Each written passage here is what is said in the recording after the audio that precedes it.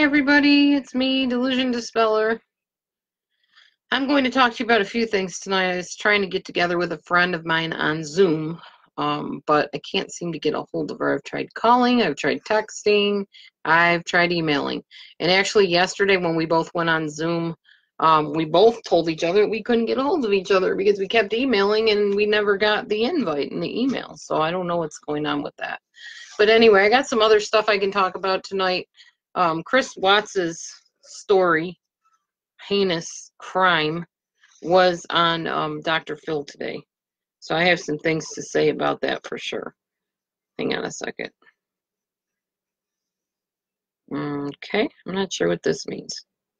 Oh, okay, got it. All right, my phone was blinking. I had to check and see what was going on.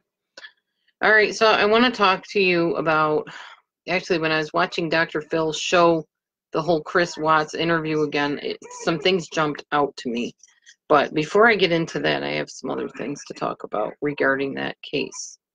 All right. Hello, whoever just came in. Welcome. All right. First of all, there's a lot of things I saw. Whether you believe that Chris Watts is a narcissist or a pathological liar or a psychopath or whatever you believe about him, there's some things that I wanted to talk about that I saw in this whole entire, interview of him and him crying out for his family and all that stuff. So first of all, there was definitely pathological lying going on from the get-go. Chris was not happy in his marriage. That was clear to anybody to see that really looked close enough, I'm pretty sure. He was having affairs, even if they were just emotional affairs. He was on Tinder, and I don't know if you know what Tinder is, but it's a kind of it's kind of a meeting site, a dating site, something like that.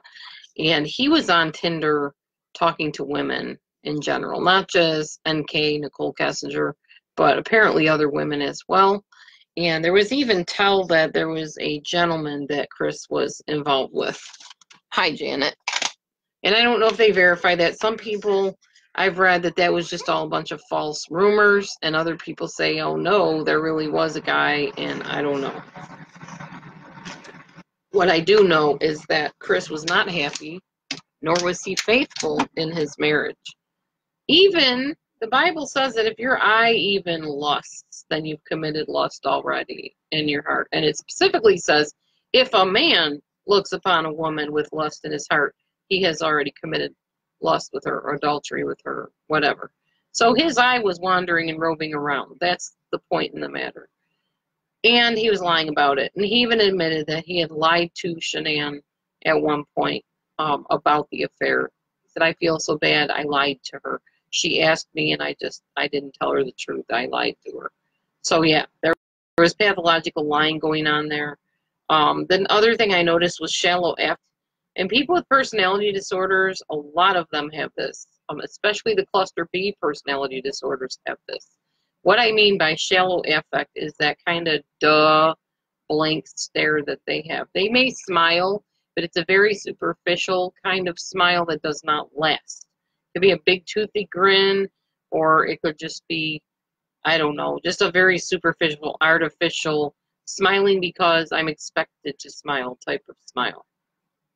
Also, he didn't seem to have any sense of grieving during saying that his family was gone and he missed them and he wanted them back. That was clear. There was no sense of, I miss my family, I'm terrified something could have happened to them. None of that. And I mean, that was very, very telling in all of those interviews that he did. I think there were 3 of them where they said, what's going on? How long have they been gone? What do you think could have happened? He just very matter-of-factly told it like a story of some kind, like it was happening to somebody else. And like I said, shallow affect, no tears in his eyes, no sense that he was up the night before bawling his head off, no sense that he was petrified that something could have happened, nothing like that at all. There was no indication that he was even really that upset. Plus, when he was talking about, I really want him back, he's like, I really want him back. I just want him back. And he's smiling. And he's shaking his head no, which basically means I'm negating everything I'm saying. I really want them back. No, I don't really want them back. Bella was supposed to start kindergarten next week, was supposed to in the past tense. So he already knew they were gone. He was admitting they were gone. You just had to know what to listen for and look for to know what he was saying. And just no remorse, no real reaction, no genuine human emotion showed up on his face at all. Hold on a second. Not sure if my comments are popping up here or if I'm missing them. Or let me type something here. Give me a sec. Do I have comments here? What's going on? Okay, there we go. Maybe that'll get the ball rolling. If you're commenting, I can't see them. All right. So he also had what they call, yeah, I did too. I knew from the beginning he was either was in on it or he did the whole thing.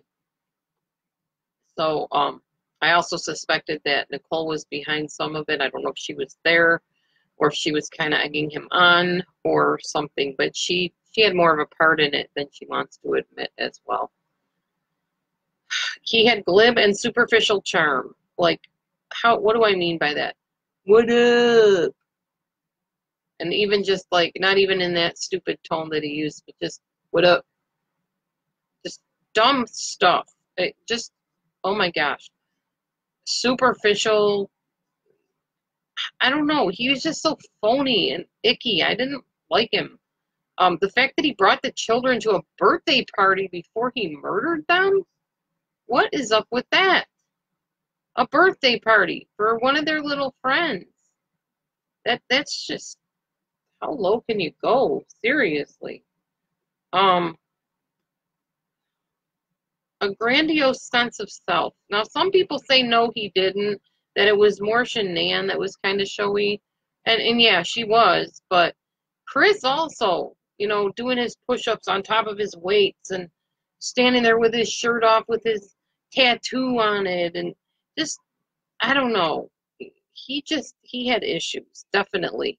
He was very showy in some ways. Maybe he was covert about it more so, but he also was strutting his stuff. Nobody can deny that. Need for stimulation. That's another thing. These are all psychopathy type traits, by the way. He definitely needed stimulation. If you're going on Tinder and you're going into what I call 50 shades of yuck or 50 shades of black with this Nicole Kessinger and probably other people, all that nasty stuff that I won't even get into what they are, what they do in those things. That's darkness in its most impurest form. I mean, that's just gross. And he definitely had a need for a certain type of stimulation, many different types of stimulation with what he was doing, going around behind his wife's back. Even the sneaking around part was stimulating for him. It's like, you know, let's see how long we can do this before we get caught type of thing. Yes, he was very socially inept. Exactly. I was getting to that too, I think, later. He was very cunning and manipulative. He was sneaking around, first of all. He was acting upset that the family was gone, knowing that they were gone at his hands. He also erased his Facebook photos. And I didn't quite understand that video where they said Chris deletes his Facebook account. Plunder put that up. I was like, okay, and what's your point? But now I get it. He didn't want those messages to be seen between him and Little Miss Mary Sunshine, Nicole Kessinger over there, which they ended up finding them anyways, because I guess you can't really delete messages, text messages. There's a way to get into them, and I don't know what that is because I'm not a hacker, but I know that the powers that be know how to get to them because they did. He was also blaming Shanann for the deaths, the murders. You know, well, I killed them after she killed Cece or Bella, or both of them, I guess. I don't know. But blame shifting, you know.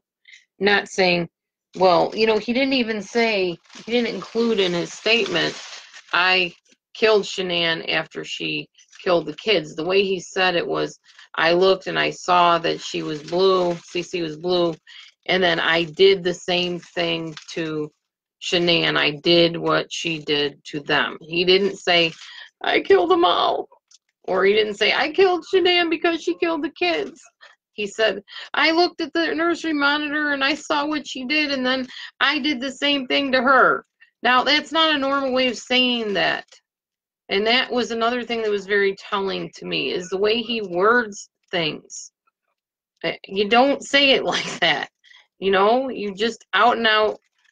If you're caught, even if you did something so heinous, most normal-minded people would have said, oh my gosh, you're right, I killed all of them. Or, you're right, I killed her, but you don't understand. She killed the kids first. He just never worded things correctly to seem like he's innocent, for me anyways. There was a very big lack of remorse or guilt. Yeah, and no emotion from him. Well, there was emotion like when he went through the lie detector test and stuff. Like after that, there was emotion, but I don't know how genuine it was. Like when his dad was rubbing his back and Chris was sobbing. Were you buying those cries, those tears? I wasn't. I was not. And I'm not sure why they had his back to us anyways. That was kind of odd in itself.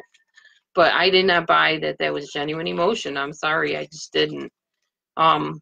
You can't go from sitting there saying, I want him back so bad, to making us think you're crying, because I didn't buy that. Not buying it.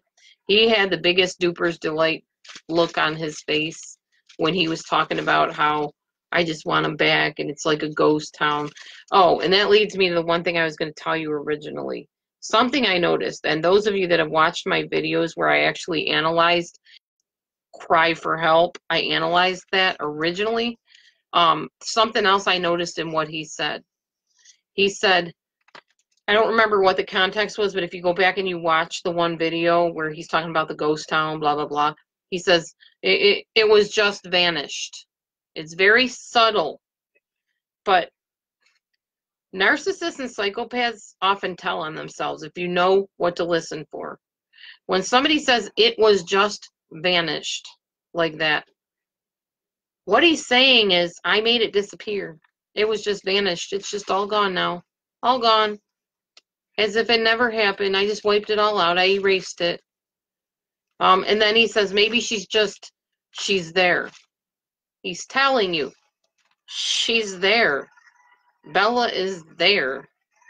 He knew where there was, and he was basically revealing and telling on himself.